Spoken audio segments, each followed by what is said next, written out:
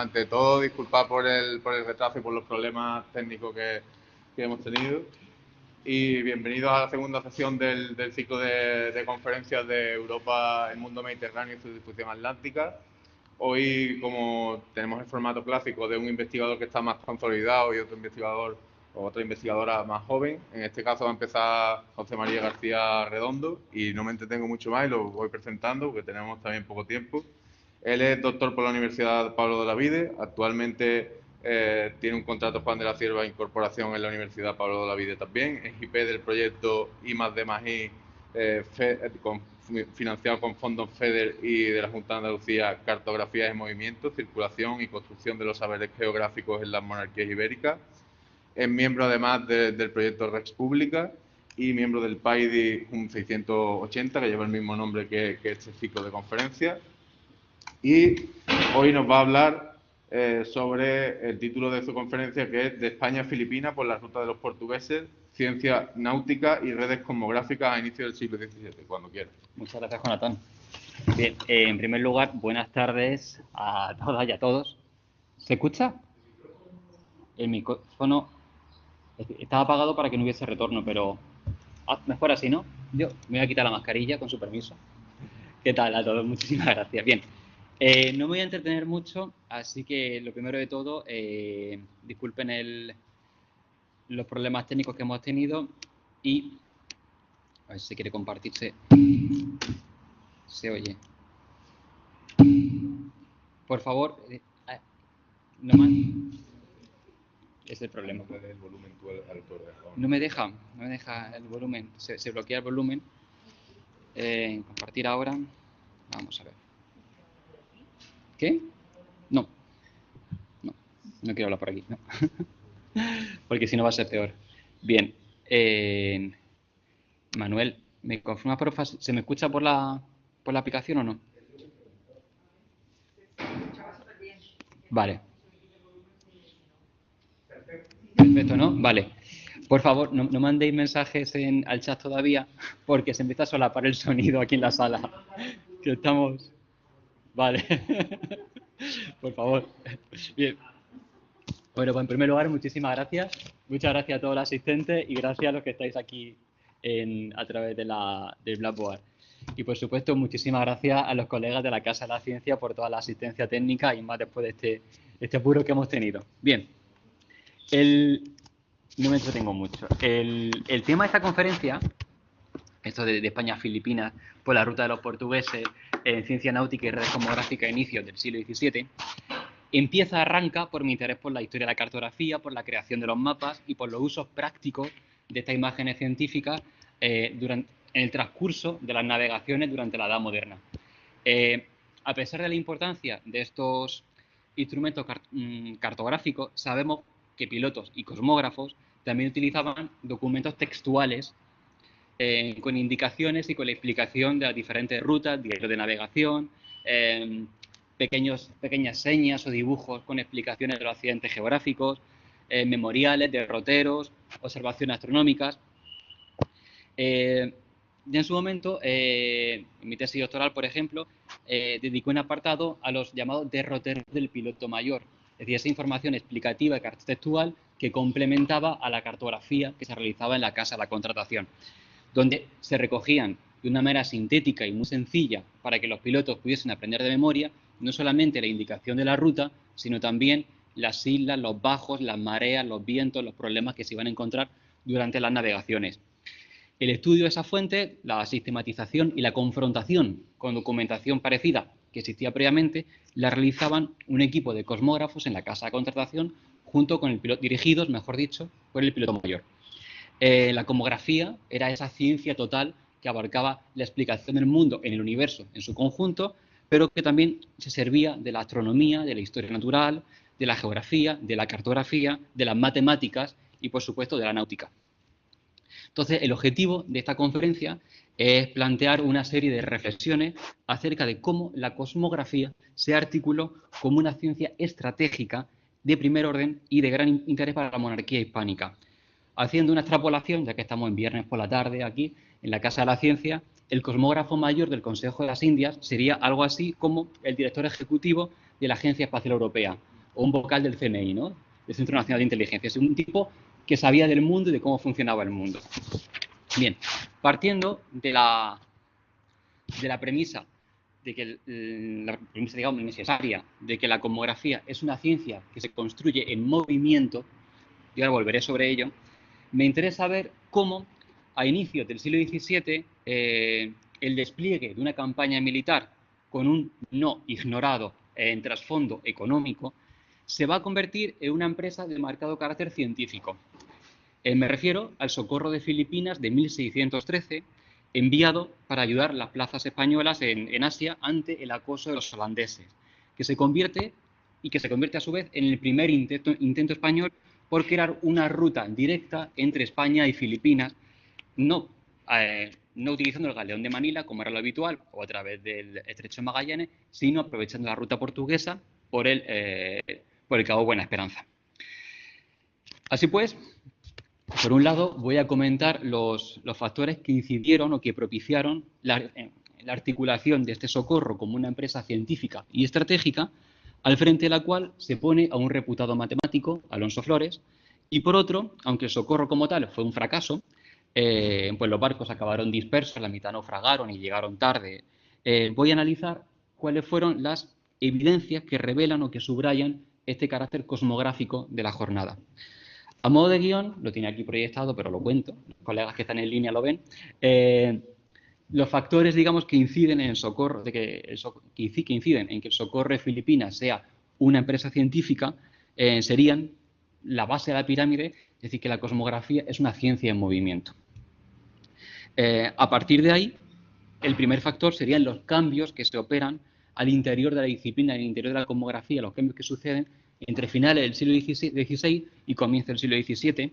Es un giro hacia las matemáticas, por un lado, fundamentalmente, y el segundo nivel estarían las nuevas condiciones de posibilidad para el desarrollo de la ciencia que se despliegan tras la Unión Ibérica.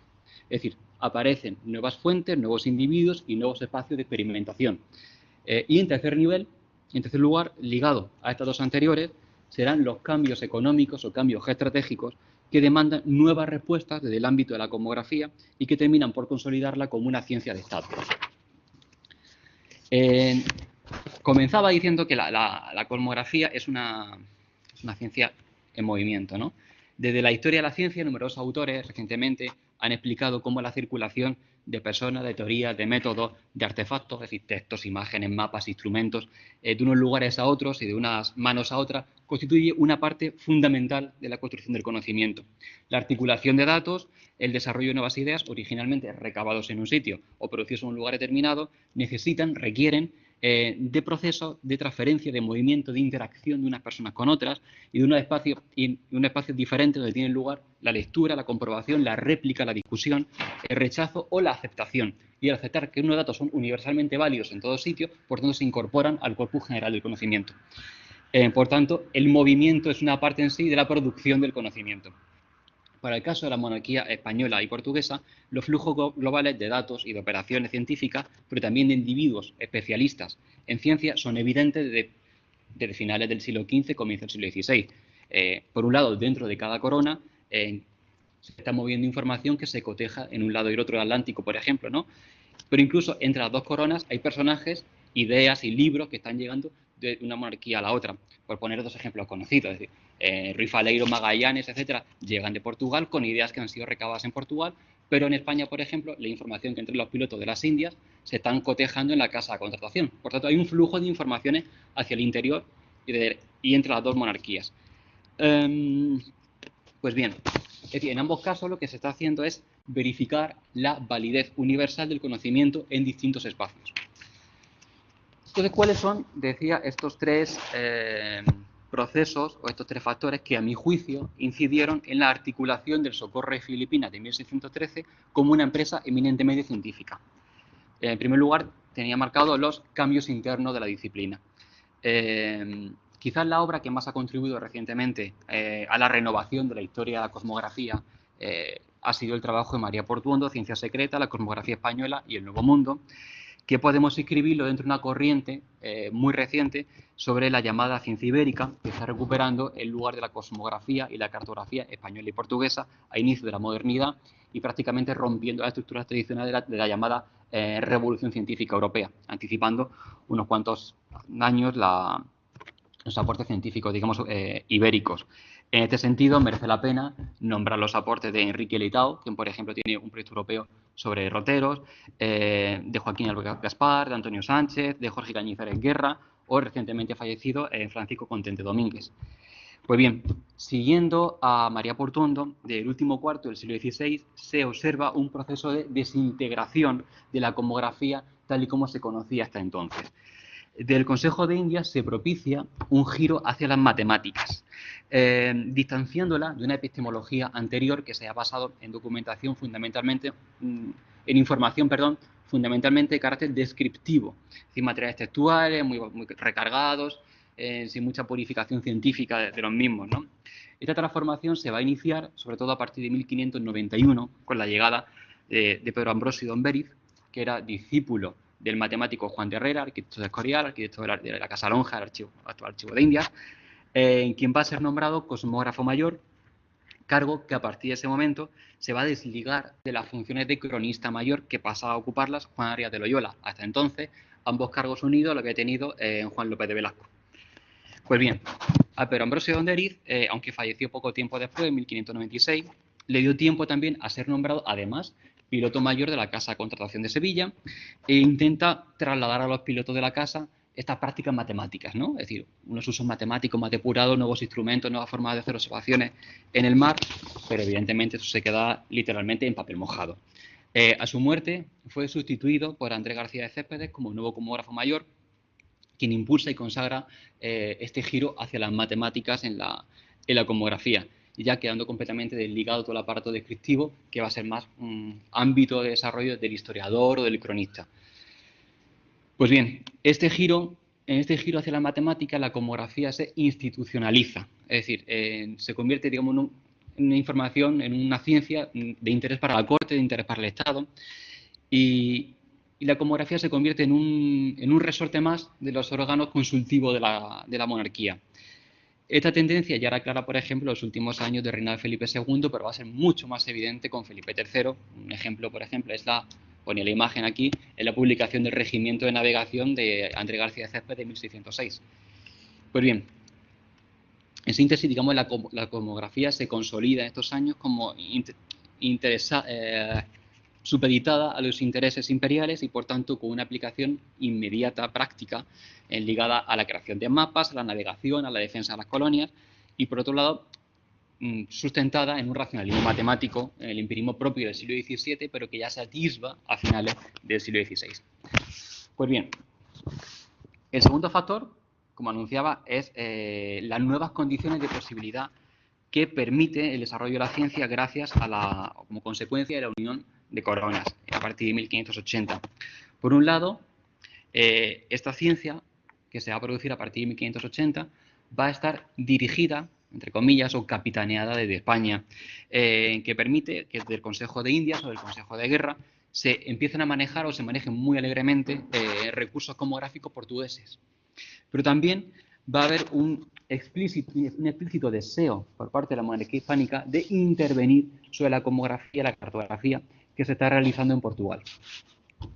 Sobre todo con el ánimo de corregir, y cito corregir entre muchas comillas, las desviaciones malintencionadas que habían hecho los portugueses. Con este fin, por ejemplo, fue en 1580 fue a Lisboa el matemático real Juan de Herrera, quien denunció las discrepancias de las cartas españolas, en especial en lo concerniente a la línea del Tratado de Tordesillas, que decían que, bueno, que habían variado las líneas para meter más tierra en su terreno, ¿no? Aunque, bueno, que los cálculos portugueses en este ámbito siempre han sido mucho más certeros que los españoles, todo se ha dicho. En fin, pero incluso ya antes de la Unión Ibérica, en 1575, Felipe II le está pidiendo a sus embajadores que, por favor, que se enteren muy bien qué cartas son las que están circulando en Lisboa, porque tiene noticia de que las Molucas las estaban metiendo, y con razón, dentro de su zona de ámbito de influencia.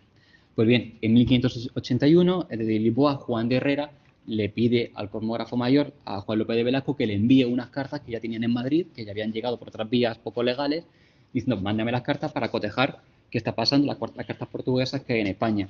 Y le pide específicamente, cito textualmente, una carta de marear que tiene la Tierra hasta la India de Portugal. Y apunta que a la carta le falta el cabo de Buena Esperanza porque lo sacaron del pergamino.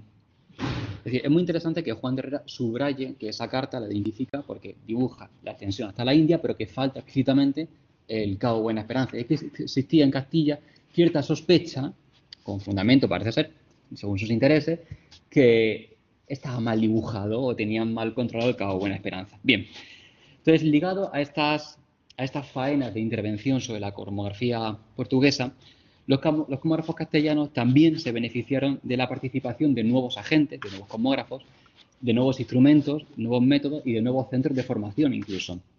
En cuanto a los materiales, por ejemplo, en 1598 Andrés García de Céspedes compra en Portugal, en Lisboa, una serie de cartas para hacer la reforma del padrón real y dice textualmente, una carta de navegar de Lisboa para ver la descripción de que los portugueses hacen de la costa de Brasil hasta las Filipinas, así como otra carta más con la descripción de China y de Filipinas que se trajo de Lisboa.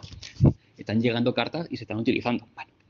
En cuanto a los individuos, por ejemplo, a partir de 1580 hay todo un trasvase, un trasiego más bien, de cosmógrafos y cartógrafos y matemáticos entre Lisboa y la corte de Madrid y luego la corte de Valladolid. Por ejemplo, en 1581, pero Ambrosio Domberiz va a formarse a Lisboa, el matemático, ¿no? Va a perfeccionar su matemática. Y en el 82, Juan Bautista Labaña entra al servicio de Felipe II. No obstante, un año más tarde, ya bajo el dominio de Felipe III, le dirá, oye, perdona, las Molucas quedan en zona portuguesa, pero bueno, entonces no había tanto problema ya. Pues bien, a partir de 1598 hasta los años 30 del siglo XVII, matemáticos y cosmógrafos portugueses y españoles, bajo el patrocinio del rey, van a estar proponiendo y debatiendo nuevos instrumentos de navegar, van a estar analizando problemas fundamentales como por ejemplo la declinación magnética de la Tierra a partir de la desviación de la aguja de marear, de la brújula, van a estar haciendo una competición realmente por averiguar un método definitivo y válido para calcular la longitud, que no se podía calcular,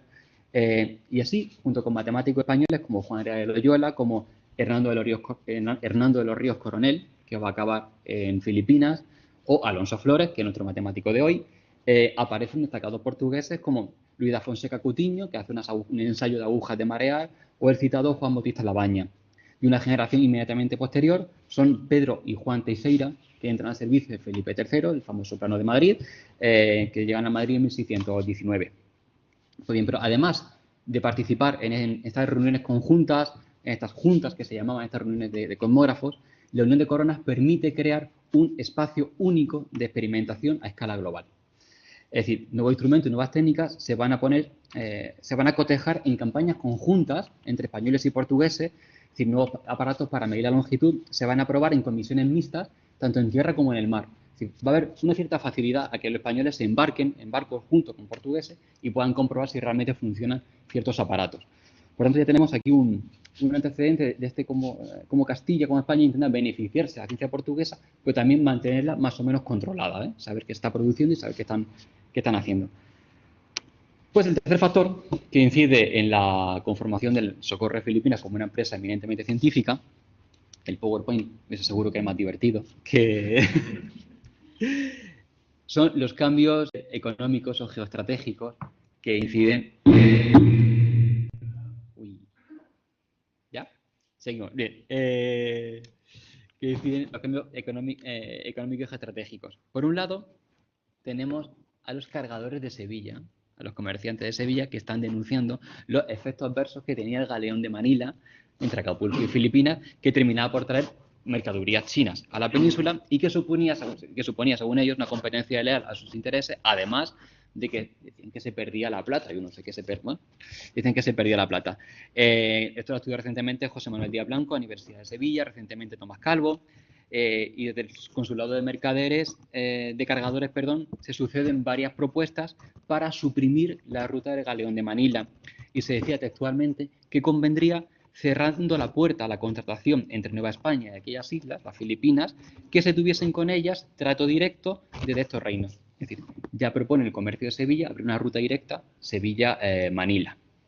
A fin de cuentas, los portugueses, pero también los ingleses y los holandeses tenían trato directo con Asia a través del Cabo Buena Esperanza. Precisamente entre estas nuevas coyunturas que llevan a la organización de una armada de socorro es el constante acoso de los buques holandeses a las plazas hispano-portuguesas en Asia, lo que además perjudica mucho el trato del clavo. A pesar de la tregua de 12 años, que empieza en 1609, persisten los ataques holandeses en Asia. De 1610 a 1611 abundan las cartas del gobernador de Filipinas, de don Juan de Silva, alertando del acoso neerlandés y de lo comprometida que se encontraba tanto la plaza de Manila como la de Ternate, y pidiendo el envío de armadas de auxilio, tanto a los virreyes de la India como al virrey de Nueva España, como al Consejo de Guerra. Y unido a estas noticias, en esos mismos años también van a llegar a España otros avisos de que hay escuadras holandesas que van por el Pacífico ya de camino a Filipinas. Por tanto, es interesante la presencia holandesa que ha estudiado Manuel Herrero y desde Portugal André Murteira, por ejemplo. Finalmente, en 1612 el Consejo de Guerra decide organizar un socorro que partirá rumbo a las Filipinas por la ruta que tradicionalmente seguían los portugueses en su viaje a las Indias Orientales, esto es por el Cabo Buena Esperanza, que se considera una vía mucho más rápida que ir por el Estrecho de Magallanes. El contexto y la desgracia final de este socorro es bastante conocido después de los trabajos de Juan Gil, Tomás Calvo y más recientemente Domingo Centenero de Arce. Casi anticipando la unión de armas, los barcos y los pilotos se preparan en Lisboa, de donde partirán hasta el puerto de Santa María con el fin de partir a finales de febrero de 1613. Los pleitos por el pago de los barcos se van a prolongar varios años, y nunca paga nadie, evidentemente, que acabaron siendo requisados. Y en Sevilla, por ejemplo, se realizará el acopio de víveres y de bastimentos para los barcos, y de los soldados se tomaron de la Baja Andalucía y del Reino de Granada. Finalmente, los barcos partieron del puerto de Santa María a mediados de abril, unos 350 soldados en 6 carabelas a cargo del general portugués Ruy González de Sequeira. Desde el principio, el conflicto reinó entre españoles y portugueses ya antes de embarcar, que estaban enviándose a palos actualmente. Antes de llegar al Cabo Buena Esperanza, el mal gobierno de los barcos, que tampoco eran lo más adecuado, la falta de pilotos experimentados y los tiempos contrarios provocaron que las naves acabasen dispersas, algunas naufragaron y unos barcos acabaron en Brasil y otros en Angola. Recompuestas las naves finalmente, invernaron en Mozambique, cosa que tenían explícitamente prohibida, y llegaron a Manila en agosto del año siguiente, en agosto de 1614. Llegaron tarde y pocos, es decir, apenas llegaron 100 soldados y 40 marineros, y cito, todos maltratados, desnudos y hambrientos. Con este socorro se mataron 2 pájaros de un tiro. Por un lado, ensayar una nueva ruta con aspiraciones comerciales y, bueno, por supuesto, con el consiguiente malestar del Consejo de Portugal, que lo dejará bien claro, que no les hace ni la gracia, con el malestar de las élites comerciales de Manila y las élites comerciales de Nueva España, que también darán la gresca. Y por otro lado, se envía un necesario apoyo militar y artillería para las Filipinas, aparte de despachos oficiales y en cuanto al dinero de la hacienda. Pero como decía anteriormente, también fue una campaña científica y a tal efecto se comisionó al matemático Alonso Flores. Entonces, a pesar de no ser el objetivo central nuclear de la campaña, sí podemos afirmar que fue una empresa científica no solamente por el envío de este personaje, sino porque hay, y citaba 3 ideas, que las comento también muy rápido: una decidida gestión política de la ciencia. Segundo, en consecuencia se realizan o se intenta realizar una serie de procedimientos cosmográficos con un claro interés político, es decir, que la ciencia responda a fines puramente estratégicos. Y tercero, y precisamente por ser una actividad científica políticamente dirigida, se topa con las reacciones de cualquier decisión del poder, las protestas en contra del poder, pero también con la autonomía e independencia que tiene el propio desarrollo científico, que tiene sus propias leyes.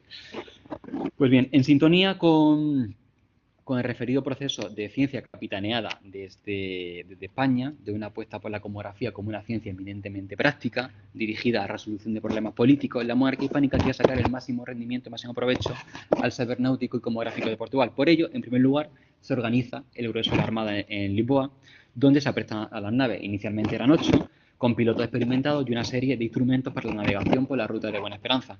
Fundamentalmente mapas, derroteros hechos en Lisboa. Apertar las naves en astilleros portugueses era algo normal en aquellos años, por ejemplo, para la Armada de la Guardia del Mar Océano, como recientemente ha explicado Vicente Pajuelo en un libro que está a punto de aparecer, publicado por la Universidad de Sevilla.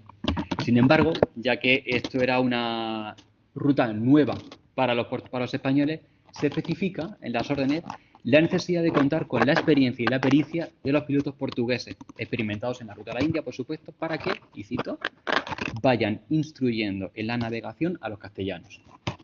No obstante, cuando las naves llegaron al puerto de Santa María, ya con el objetivo de partir, solamente vinieron 5 pilotos portugueses y no precisamente los mejor preparados. Así que fue necesario buscar pilotos castellanos que tuviesen experiencia en la carrera de las Indias y que la mayoría eran veteranos de la Armada de la Guardia de la carrera de la India. Y luego, tras el desastre de las naos, evidentemente los informes que se harán pidiendo dinero, este tipo de cosas que se piden cuando se naufragan, se señalará que los naufragios ocurrieron por no haber querido los ministros de Portugal dar pilotos prácticos para hacer aquella navegación, manifestando con esta demostración y otras su pasión por estorbar en la jornada. Sí, los portugueses tienen un claro deseo de entorpecer la campaña. Pues bien, a pesar de servirse de la ciencia de los portugueses, el Consejo de Guerra impuso una ruta oficial como una estrategia para la navegación. Así, se indicó en reiteradas ocasiones en que el socorro debía ir por fuera de la isla de San Lorenzo, de la isla de Madagascar, y no se podía parar en ningún punto hasta llegar a la India, salvo en Malaca, pues se llevaban específicamente en despachos y dinero para el gobernador de Malaca. El propósito era llegar a Manila lo más rápidamente posible, pero sin pasar por ningún punto, lo más rápido. Sin embargo, esta irrupción, este marcaje de cómo tiene que ser la ruta, independientemente de la experiencia de los marineros, y saltándose un poco la norma, ya desde el principio se topó con la oposición del mismo general de la Armada, de Rui González de Sequeira, que ya antes de partir estuvo en el puerto de Santa María vacilando un poco, tanto con portugueses como con españoles, diciendo que de ninguna forma pensaba ir por fuera a San Lorenzo, sino por Mozambique, para abrigarse de la fuerza de los vendavales, como de hecho hizo, y parecerle por más breve camino que la derrota ordinaria de las naos de la India y los holandeses. Tengo incluso un espíritu de querer innovar en la ruta. Por tanto, están confluindo muchos factores de querer mejorar la ruta a los portugueses con cierta libertad, pero que no consiguen por estos pinzamientos que hace la propia política.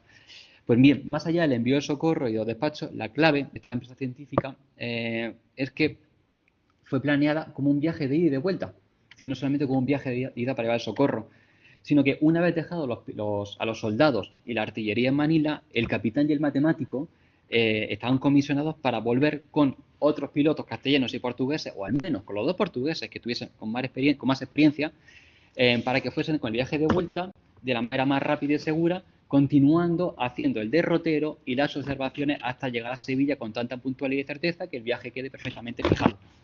La pieza clave de todo este engranaje, evidentemente, es Alonso Flores, que se comisiona como matemático de persona de ciencia e inteligencia, matemáticas, navegaciones, para que haga como en particular cuidado y estudio los derroteros y observaciones de ida y vuelta. Sin dar importancia a este personaje, que debe viajar pegadito al capitán, se le concede el título de capitán ad honores y luego más tarde incluso le da antes de partir el título de almirante sustituto en caso de que estuviese indispuesto Hernando Muñoz de Aramburu, que iría en la almiranta. Pues bien, este Flores tenía experiencia como hombre de guerra, había sido alférez en la Armada del Mar Océano, en la Armada de la Guardia Carrera de Indias, sargento mayor en la Guardia del Estrecho de Gibraltar, entre otras operaciones militares, pero es que además se había destacado como matemático en la corte, participando en juntas de cosmógrafos, por ejemplo, en esta sobre la resolución de las agujas de navegar que proponía Fonseca, y de hecho pidió una ayuda de costa para costearse los instrumentos específicamente que él quería llevar a esta jornada. Pero incluso también desempeñó ciertos cargos oficiales, o mejor dicho, cargos confidenciales, en trato incluso con extranjeros, con naciones extranjeras. Pues bien, no solamente se reglamenta la campaña, ya me despista el PowerPoint y la gente no lo ve, es decir, no solamente se reglamenta la campaña, sino que además se interfiere en los procedimientos cosmográficos con un claro interés político. Porque percibida la ciencia como una actividad estratégica, se consolida la dimensión empírica y práctica de la cosmografía mediante una puesta en valor de estos especialistas matemáticos como tamiz o como filtro de la experiencia portuguesa previa y de las nuevas observaciones que se van a realizar en la práctica del socorro. Así pues, para que los ambiciosos propósitos de la monarquía no quedasen en papel mojado, se dan órdenes específicas también para los pilotos que van en cada una de las naves y se les especifica que los castellanos fuesen aprendiendo, como decía, de la experiencia de los portugueses y que tenían que echar la sonda y tomar la altura, la latitud en cada una de las islas y tierras que tocasen y hacer con gran cuidado y vigilancia derroteros y observaciones con los apuntamientos y advertencias convenientes para la entera noticia del viaje, de manera que quien aún no la haya hecho pueda hacerla por esos materiales. Al capitán se le daba, a González de Sequeira, al capitán se le daba instrucción para que cada tarde deis orden de que os vengan a saludar las otras carabelas y os deis cuenta de la altura que han tomado aquel día, etcétera, para que comparen entre todas las posiciones. Por tanto, se mantiene este espíritu de las juntas cosmográficas, las juntas de pilotos se mantiene incluso entre las naves que deben ir en comandita, todas juntas hacia las Filipinas. Se deja patente este espíritu, como decía, y se pone como persona autorizada al matemático Flores, quien se le envía este efecto como persona de experiencia y de ciencia. Como parte de los instrumentos científicos que se acopian, que se preparan para la jornada y con el fin de encontrar la mejor ruta posible, se procedió de manera previa a la recopilación de diferentes derroteros que existían en ese momento. Por un lado, se va a llevar el derrotero de Gaspar Ferreira, piloto mayor de Portugal, que había sido preso en Lisboa en 1612, el año anterior, pero por otro, desde Perú va a llegar un derrotero que envía Juan de Mendoza Mate de Luna, que era veterano de la guerra del Arauco y gobernador de Santa Cruz de la Sierra, y que estaba muy interesado en cosas de la China, de hecho hace un memorial. No sabemos muy bien si este memorial de Mate de Luna fue el que le envió el duque de Minas Sidonia al rey, o fue otro, pero por lo menos 2 o 3 memoriales están ya en Liz en ese momento. Y se da orden de que se lleve una copia de cada derrotero para irlo cotejando en cada una de las naves. Por tanto, hay un interés fundamental. De hecho, se conserva otro derrotero más que lo envió don Juan de Silva, el gobernador de Filipinas, no sabe si en 1614, parece ser que poco posterior, que hace poquito publicamos en el anuario un artículo de Luis Gil, precisamente con la transcripción y el estudio de este derrotero. Por tanto, están circulando derroteros e informaciones muy interesantes que llega de los diferentes puntos de la monarquía y que se va a cotejar su funcionalidad en diferentes puntos. Pues bien, para terminar, y ya concluyendo, quisiera mencionar cómo estos procesos de... quisiera mencionar estos procesos de oposición a la práctica científica en tanto que práctica política, ¿no? David, lo siento que se corta, perdón. Dicen...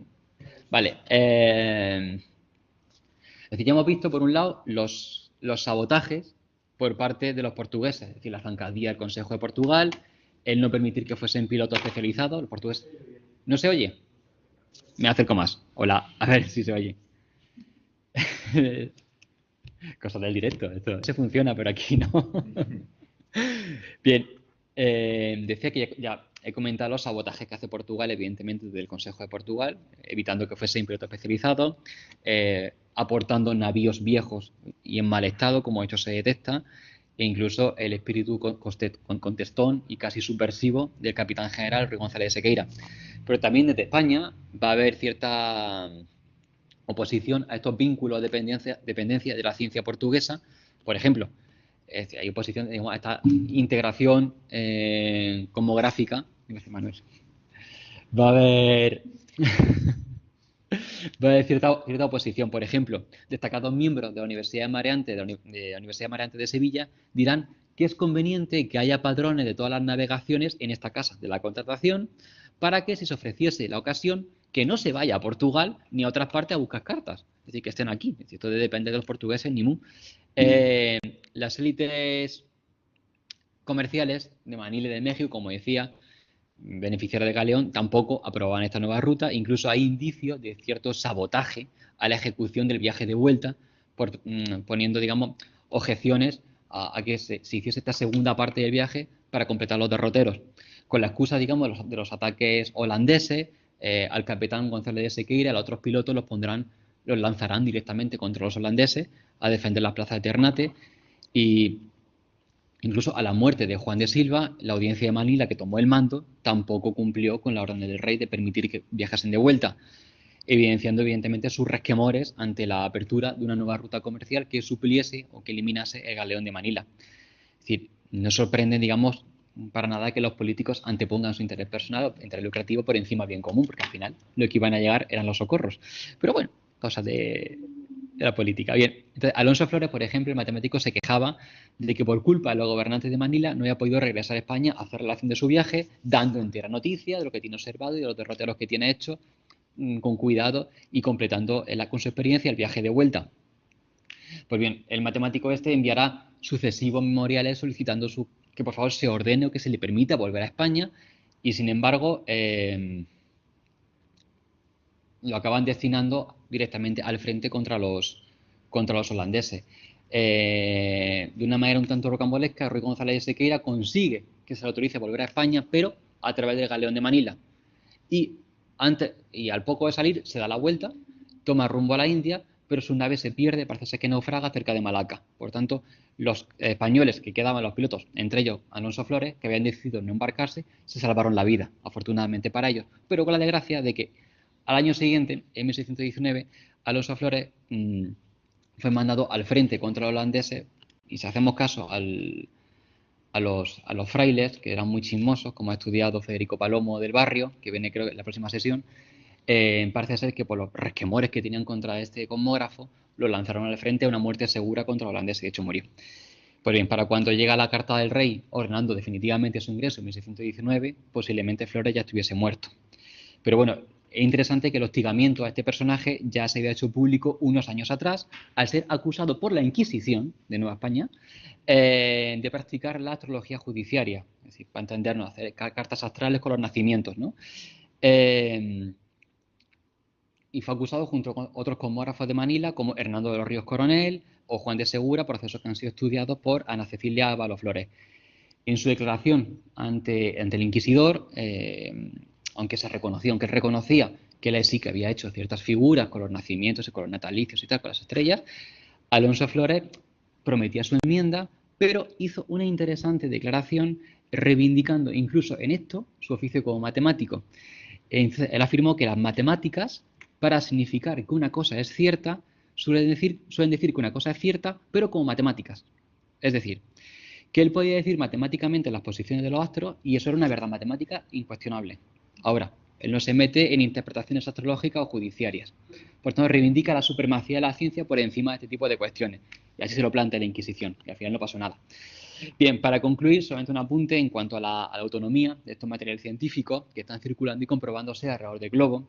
Igual que el proceso inquisitorial de Flores va a llegar hasta la Inquisición de México, también van a llegar a Nueva España los reportes científicos de estos cosmógrafos, que ha sido el último que yo he estado estudiando durante mi estancia en Ciudad de México.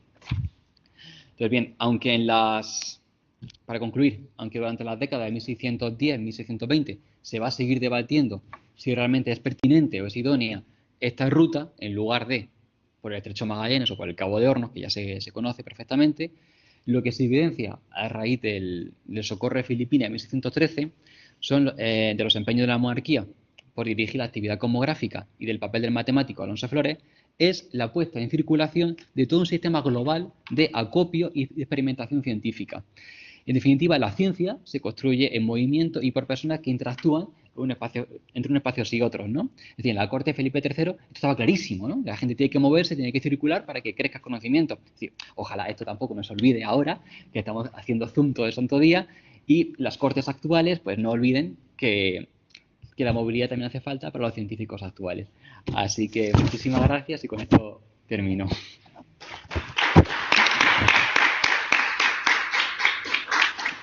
Gracias. Pues muchas gracias, José María, por esta presentación, que ha sido magnífica. Vamos, yo como total ignorante de estos temas, compartimos pantalla.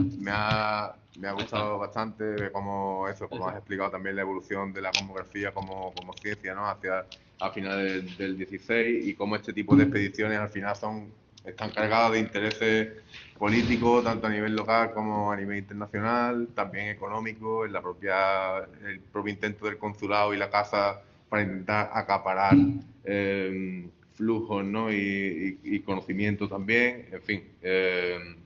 Y por otro lado, como la ciencia muchas veces sigue otro camino, ¿no? Que es un poco no ajena a estos intereses, pero que tiene sus propios intereses y que va en su línea, ¿no? Entonces yo la única pregunta que te quiero trasladar es sobre el consulado y sobre precisamente si el consulado de Sevilla en algún momento, en este intento de acaparar nuevas jurisdicciones y demás, trata de centralizar la gestión de la recepción de este tipo de noticias, de cosmográficas y de generar su propia comisión mixta como fuera, entre portugueses, españoles, etcétera, para controlar esta información de alguna forma. El consulado sobre la casa o sobre la junta, etcétera. Me pillas un pelín, pero estoy recordando que las comisiones mixtas no, o no recuerdo, pero lo que sí he visto son informes memoriales proponiendo cambios en las rutas, por ejemplo. Es decir, que se están sirviendo de cosmógrafos, o más que cosmógrafos, de la experiencia de pilotos, para decir, mire, esta ruta mejor por aquí, o mejor partir en esta época del año. Y eso sí se está remitiendo a la casa de contratación, con la idea de que se convierta en norma. Claro, pero ¿y el consulado ahí intenta también acaparar información o lo deja siempre en manos de la casa? Es decir, la remite a la casa. Vale. Remite a la casa. Vale. Bueno, pues buscaré más sobre eso, te agradezco. Pues si alguien más quiere preguntar. Y no sé si hay preguntas por aquí. Tenemos tiempo en realidad. He corrido, ¿no? Natalia Mella. Pues María, muchísimas gracias, la verdad, porque como siempre he aprendido un montón. Gracias. Incluso sin PowerPoint ha sido súper expresivo, vamos. O sea, yo tengo una duda muy concreta sobre los derroteros, porque tampoco conozco mucho este tema. Me ha interesado siempre mucho lo que ha dicho este derrotero que lleva desde Perú y demás. Sí. ¿Qué tipo de obra es un derrotero? También es manuscrito, ¿no? Sí. ¿Hay también impreso o...? A ver. Los roteros en papel son manuscritos, pero luego se imprimen también algunos.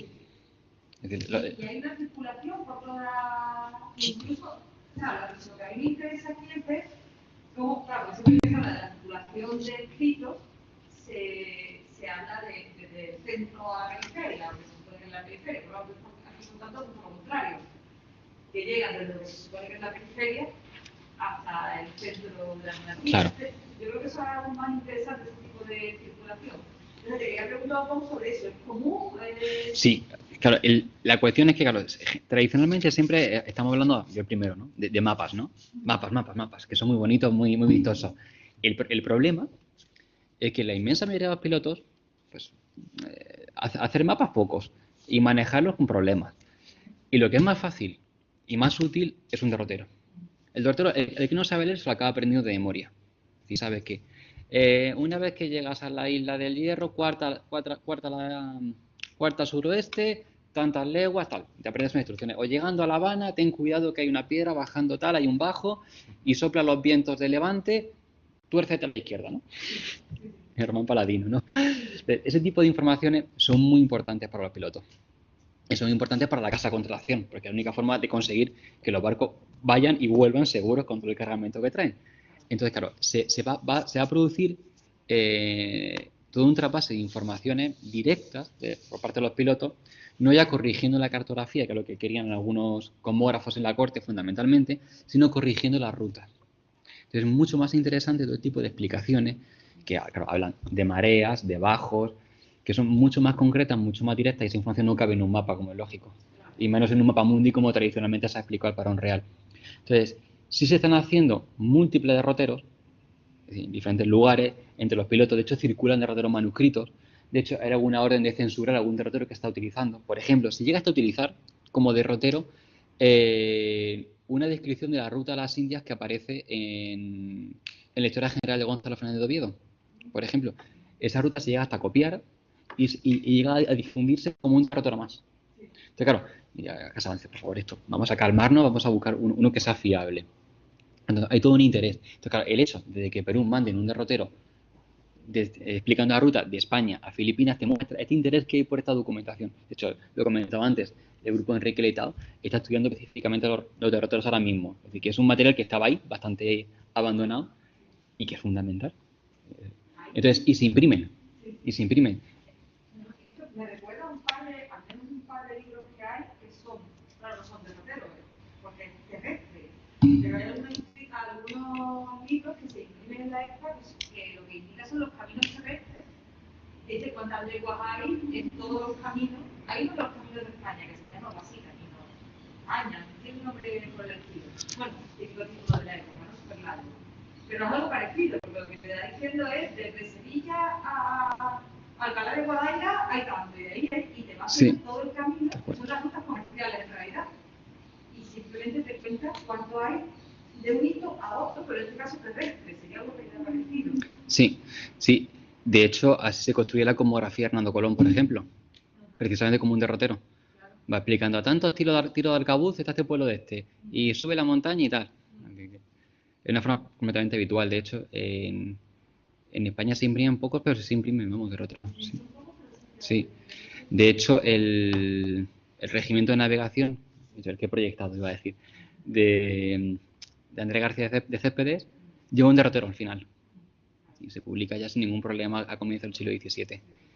Están preguntando aquí, Guillaume, que... Aquí una de los sí, bueno. No, sí, lo he nombrado el libro de Tomás Calvo, lo he citado como el último trabajo que se han hecho precisamente sobre estos personajes y sobre los socorros de Filipinas. Yo solamente he nombrado el último. Es decir, luego no lo he contado, porque voy acelerado por el cambio de hora que llevamos. Muchas gracias, Guillaume, por supuesto. El libro es muy bueno, porque además Tomás Calvo se centra en los relatos de primera persona de los soldados que van y cuenta sus experiencias personales. Toma un diario de a bordo, en concreto de esta armada, de uno de los barcos que naufragan, creo que en Brasil, y cuenta de primera mano su experiencia personal de las tropelías que fueron padeciendo. Y está muy bien, el libro es muy bueno. Y de hecho se puede descargar gratuitamente en la página de la Casa de Velázquez. Si quieres contestar. Ay, sí, perdón.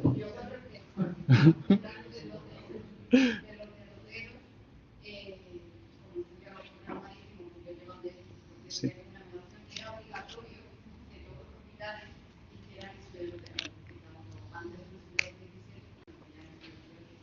Entonces, pues es muy común encontrar derroteros a América. Yo, por ejemplo, encontramos en la biblioteca de Palacio Real, que aquí es muy interesante porque encontramos muchos derroteros. Y luego, por ejemplo, los diarios de navegación de los paquetes de los paseos marítimos están todos digitalizados, incluso en archivo. Hoy en día es verdad que no ha sido casi estudiado, pero es un instrumento que da muchísima información. De hecho, hay un proyecto en la UBO, en el Monte de Azcón, que se llama Vitacol, que lo está utilizando para estudiar el clima.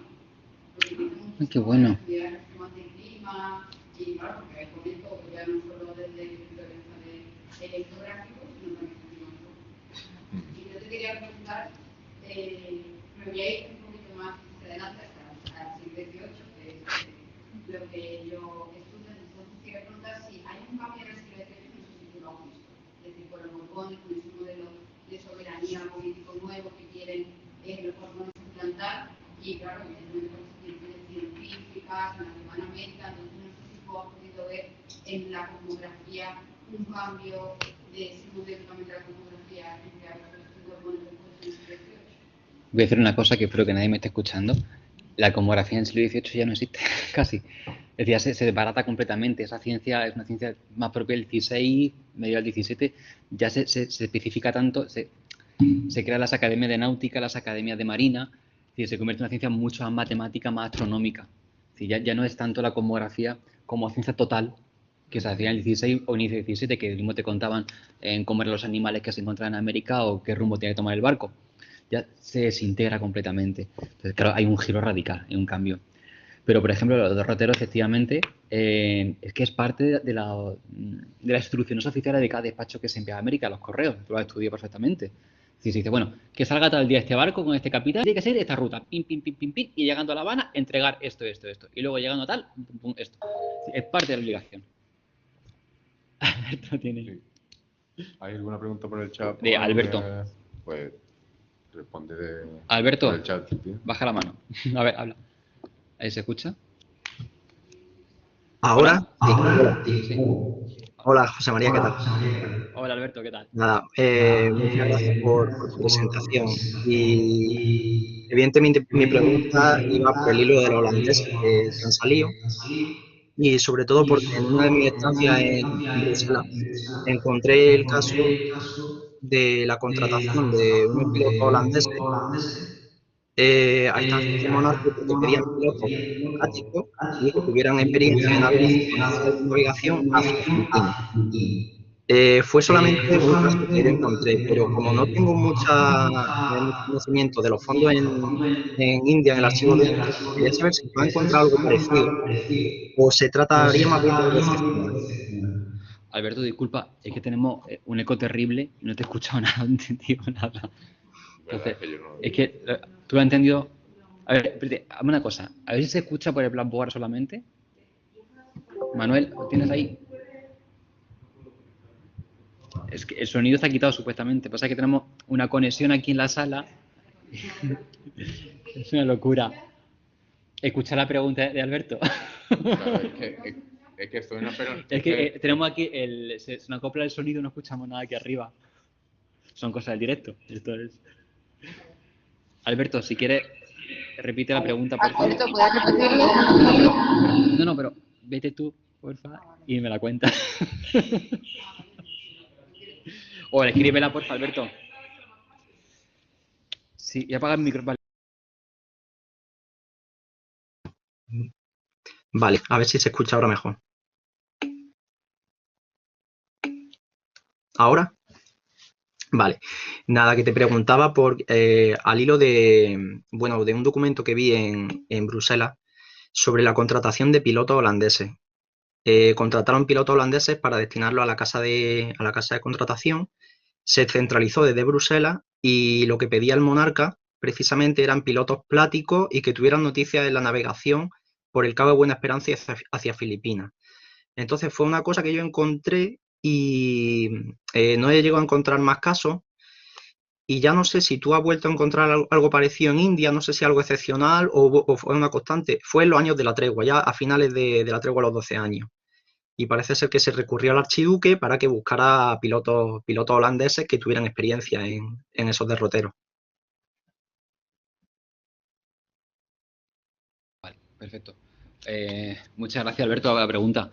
Que sí, justo, sí, precisamente, lo he dicho antes así de pasada y luego lo ha apuntado Guillaume. Después de esta armada que fracasa, se organizan dos armadas más, 1616 y 1619, que también se van al traste. Pero para estas, no me acuerdo en cuál de las dos, pero se tira también, o se pide que se busquen pilotos experimentados holandeses. Porque traerían información complementaria y mucho más fácil de conseguir que la portuguesa, que ya se habían dado cuenta los españoles que los portugueses estaban un poco haciendo de la zancadilla. Entonces sí, se tira de holandés, efectivamente. Pero no sé si va a ser algo general en el siglo XVII o solamente para este periodo. Eso no te lo sé decir. Yo lo que está trabajando ha sido esta época únicamente, no me he metido más adelante. Pero sí, es decir, yo encuentro que se buscan holandeses. Estupendo. Pues nada, tenemos que terminar ¿Ya? de momento. Sí. Le dejamos, Erika. Oye, y muchísimas gracias a todos por vuestras... Ay, no, hay una pregunta aquí de Omar. Sí, ahí ya me ha respondido que sí, que he referenciado el libro de Tomás Calvo.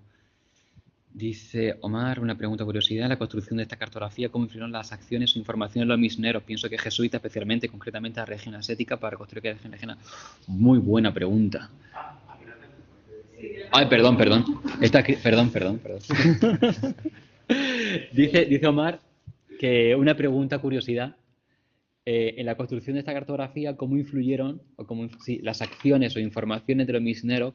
Piensa, por ejemplo, los jesuitas, concretamente la región asiática, para construir aquellas lejanas rutas. Muchas gracias. Pues realmente en el siglo XVII, en este momento del XVII, yo no tengo mucha constancia de jesuitas que estén en Filipinas recuperando mucha información tan temprano, ¿eh? Luego más tarde sí. Sobre todo van a ser agustinos los que están ahora mismo en las Filipinas. Pero más abajo, en Macao, en Mindanao.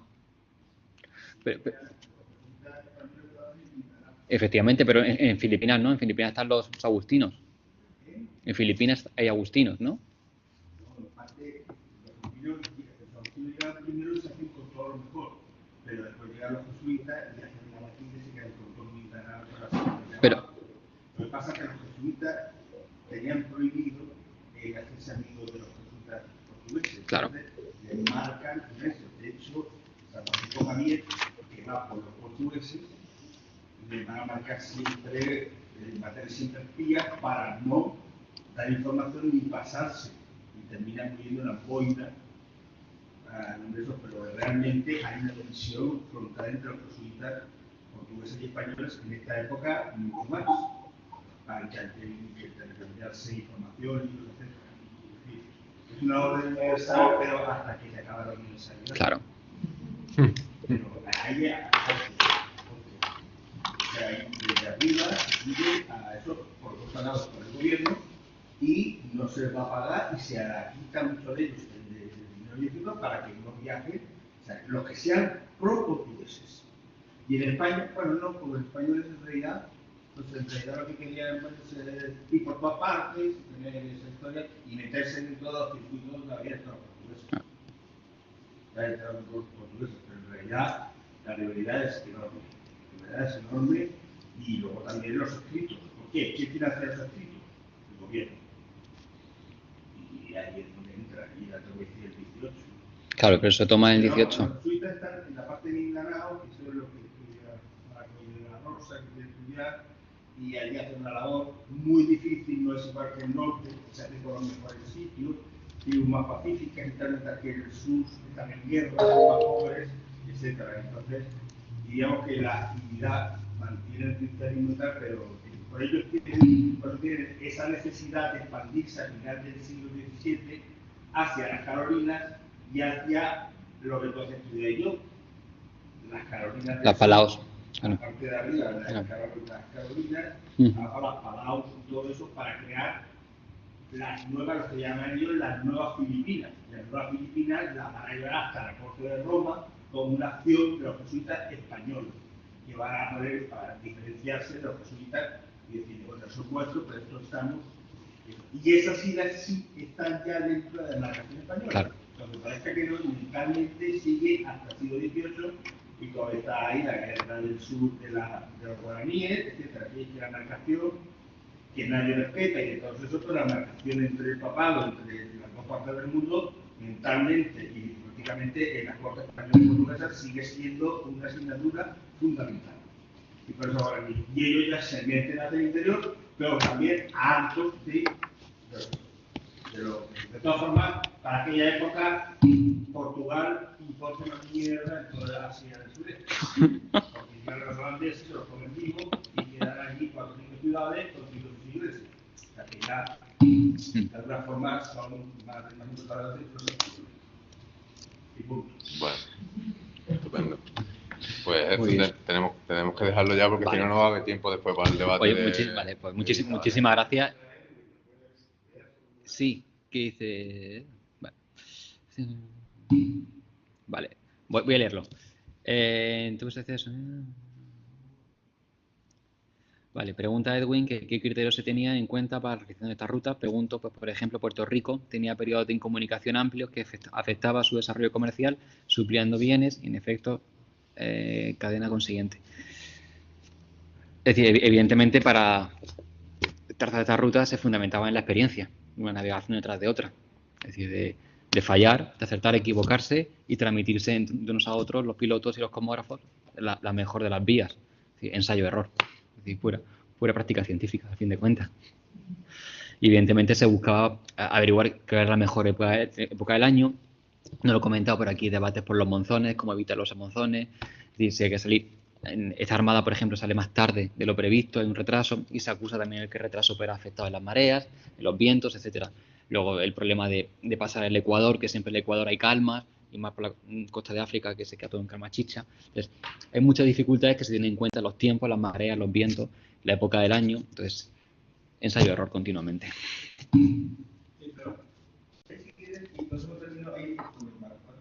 ¿Cuántos viajes hacía un viaje una nave de España de América? 5 o 6. El galeón de Manila, ¿cuántos barcos? ¿Cuántos podía hacer? 2. ¿Cuántos viajes hacía una nave de Lisboa hacia la India? Muchas veces una. Claro. Una vez.